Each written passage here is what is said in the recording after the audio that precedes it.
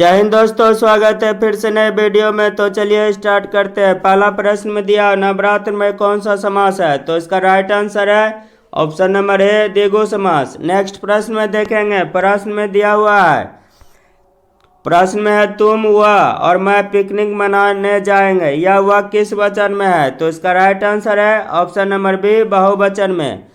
अब अगला प्रश्न में देखेंगे। प्रश्न में दिया हुआ है, प्रश्न में है महात्मा में कौन सा समास है, तो इसका राइट आंसर है ऑप्शन नंबर ए कर्मधारय समास। अब अगला प्रश्न में देखेंगे। प्रश्न में दिया हुआ है उसने कहा कि मैं घर जाऊंगा, उसने कहा कि मैं घर जाऊंगा, यह कौन सा वाक्य है, तो इसका राइट आंसर है ऑप्शन नंबर डी मिश्र वाक्य। अब अगला प्रश्न में देखेंगे। प्रश्न में दिया हुआ है हिंदी भाषा में वे कौन सी ध्वनियाँ हैं जो स्वतंत्र रूप में बोली जाती है या लिखी जाती है, तो इसका राइट आंसर है ऑप्शन नंबर सी स्वर। अब अगला प्रश्न में देखेंगे। प्रश्न में दिया हुआ है, प्रश्न में है आप शब्द कौन सा सर्वनाम है, तो इसका राइट आंसर है ऑप्शन नंबर बी निजवाचक। अब अगला प्रश्न में देखेंगे। प्रश्न में दिया हुआ है रात दिन में कौन सा समास है, रात दिन में कौन सा समास है, तो इसका राइट आंसर है ऑप्शन नंबर ए द्वंद्व समास।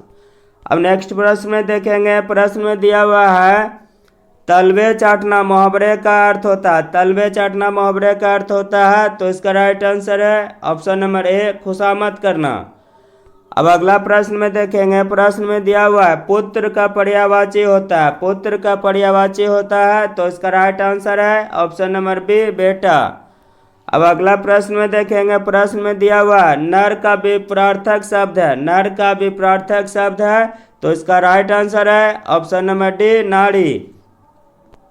अब अगला प्रश्न में देखेंगे। प्रश्न में दिया है कान देना, कान देना मुहावरे का अर्थ होता है, तो इसका राइट आंसर है ऑप्शन नंबर सी ध्यान देना। नेक्स्ट प्रश्न में देखेंगे। प्रश्न में दिया हुआ है बैठक में कौन सा पढ़ती है, बैठक में कौन सा पढ़ती है, तो इसका राइट आंसर है ऑप्शन नंबर सी अक।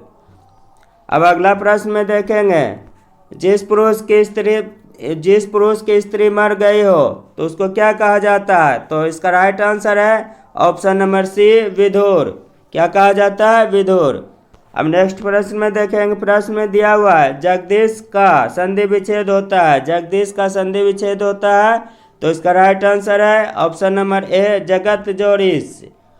अब नेक्स्ट प्रश्न में देखेंगे। प्रश्न में दिया हुआ है ढोल पीटना मुहावरे का अर्थ होता है, ढोल पीटना मुहावरे का अर्थ होता है, तो इसका राइट आंसर है ऑप्शन नंबर बी जोर से कहना। क्या, जोर से कहना।